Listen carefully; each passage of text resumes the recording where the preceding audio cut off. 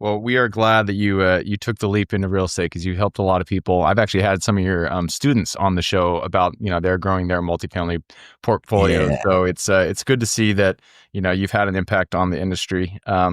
So it is. You mentioned it took 5 years to get to 700 units, and that Mhm. is 700 units is life changing money for the vast majority of people. That gets you to the point where you don't necessarily need to work anymore.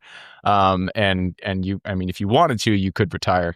Obviously, you didn't, but you got there within 5 years. And before that, you'd been working 20 years as a business, running the pizza shop. So that type of transition, that type of growth in such a short period of time, there had to have been some flexion points. There had to have been some moments that you kind of, your mind was opened and you realized what you were doing wrong, and all of a sudden the answers were in front of you. So take us to those moments in those first 5 years. What were some learning or some growth periods that you had that you can share with us? For me, being in the restaurant, I had a certain paradigm of the way I looked at business. I learned from my father, who back in the 70s and 80s, it worked really well. You have one location, you work really hard, you take care of your little baby, you show up, and you can make a really great middle class income. That worked in the 70s and 80s and early 90s. The model shifted. All of a sudden, my dad's like, you got to be there all the time.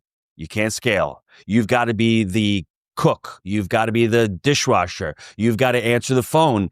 And I'm going to do this. I'm going to do that. I'm going to get burned out.